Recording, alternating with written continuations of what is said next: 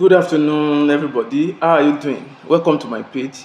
About the election that was just concluded in Abuja recently, last week Saturday, and out of six local governments in Abuja, five was won by APC. You know what happened, and a lot of controversial statement has been online, and everybody has been talking how the result was manipulated, that it was rigged, how Wike imposed curfew on people. You understand a lot of things like that.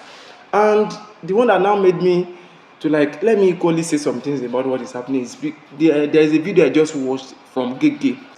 So he said some things, he raised some points about Tinubu and Peter Obi, that Peter Obi should not consider himself president at all with the way he's handling his own politics. You understand? Comparing it with when Tinubu was campaigning in 2022, you understand? Especially the day he made a statement about it is my turn, Emi lo kan. You understand?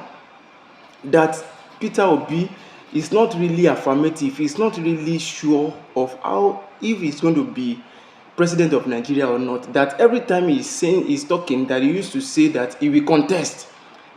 He is still at the level of contesting, that is not at the level of being president. You understand what I'm trying to say? And let me tell us something. In Nigeria, what we are exposed to has really turned us off to what we call a democrat system. Because if you check it very well, we see that what we are running in Nigeria is not democracy. Honestly, you will agree with me. Go and compare Nigeria with other countries where democracy is being run.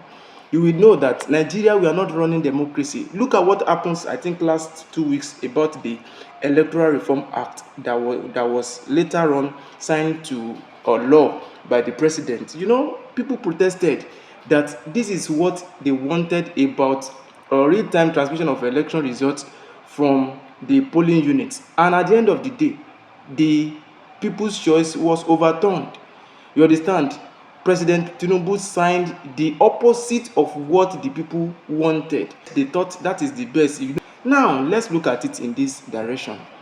If somebody stay inside the dark for a very long time, by the time the person gets out of that darkness, if you close your eyes for a very long time, if you open it, it will seem as if you are inside the darkness.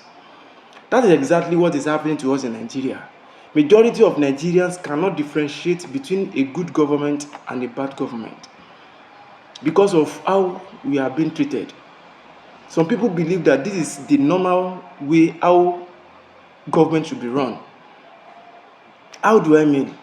Look at Nigeria, for instance, comparing it with maybe US or other countries like that.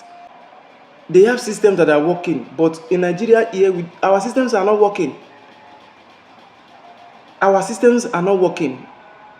Do we want to talk about judiciary? Is our judiciary system, is it working?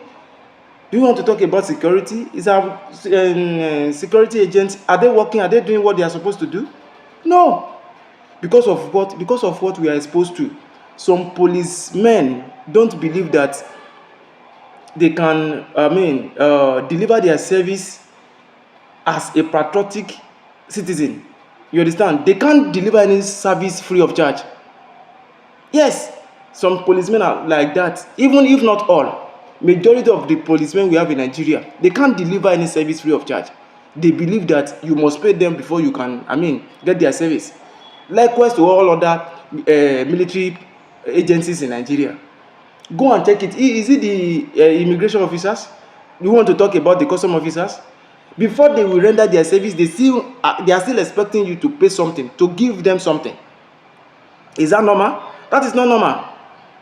Okay? Another thing that I want every Nigerian to know is this mentality of you must get it by force, you must snatch it, you must grab it, and you must run away with it. It's a bad mentality. And I don't know where that kind of mentality will take us to.